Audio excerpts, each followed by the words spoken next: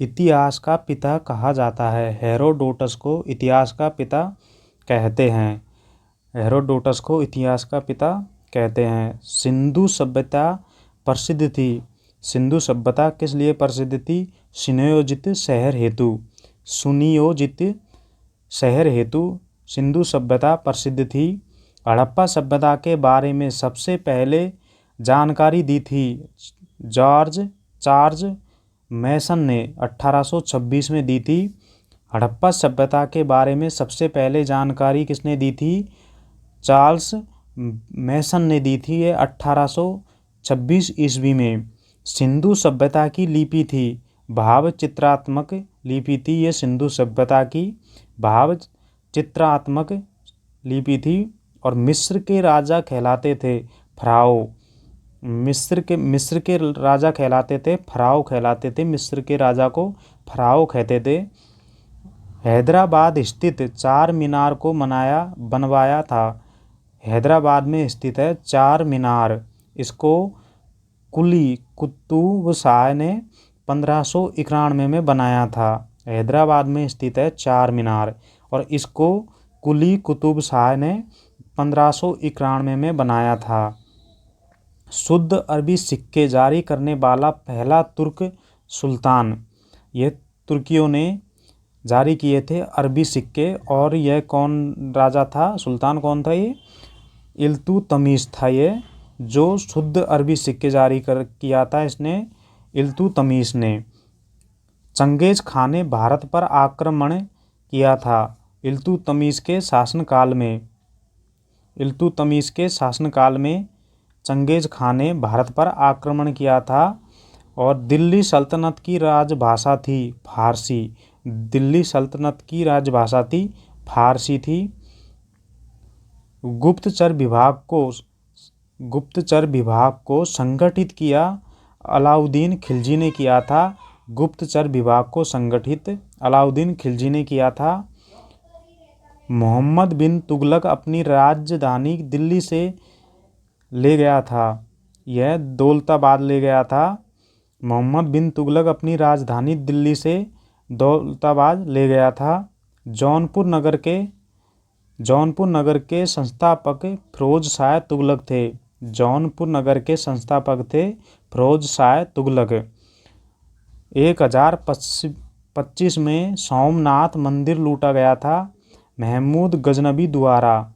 1025 ईस्वी में सोमनाथ मंदिर को लूटा गया था महमूद गजनबी द्वारा लूटा गया था। भारत पे आक्रमण करने वाला पहला मुस्लिम कौन था? भारत पर आक्रमण करने वाला पहला मुस्लिम था मोहम्मद बिन कासिम। इसने 712 ईस्वी में भारत पर आक्रमण किया था। मुस्लिम था ये। भारत पर आक्रमण करने वाला पहला मुस्लिम था ये मोहम्मद बिन कासिम। इसने 712 ईस्वी में किया था भारत पर आक्रमण। दिल्ली सल्तनत का अंतिम शासक था इब्राहिम लोदी।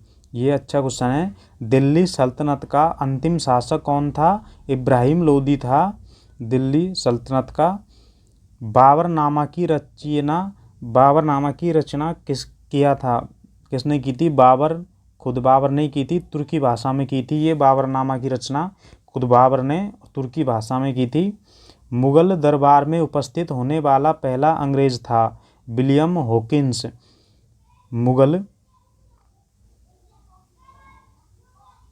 मुगल दरबार में उपस्थित होने वाला पहला अंग्रेज था विलियम हॉकिंस। दिल्ली के प्रसिद्ध लाल किला जामा मस्जिद को बनवाया था शाहजहां ने बनवाया था। दिल्ली में स्थित है ये लाल किला और जामा मस्जिद। यह शाहजहां ने बनवाए थे। पानीपत की लड़ाई में मुगल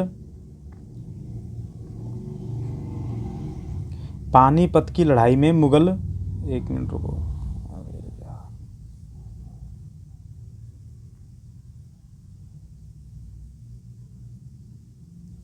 पानीपत की लड़ाई में मुगल सेना का नेतृत्व किया था बैरम खान ने। पानीपत की लड़ाई में मुगल सेना का नेतृत्व बैरम खान ने किया था। जहांगीर का मकबरा बनवाया था नूरजहां ने। जहांगीर का मकबरा नूरजहां ने बनवाया था। बिना ताज के बादशाह कहा जाता है? सुरेंद्रनाथ बनर्जी को बिना ताज का बादशाह कहा जाता है, सुरेंद्रनाथ बनर्जी को। लम लंपट मूर्ख कहा जाता है, लंपट मूर्ख कहा जाता है जहादार शाह को। शाहजहाँ का जन्म हुआ था?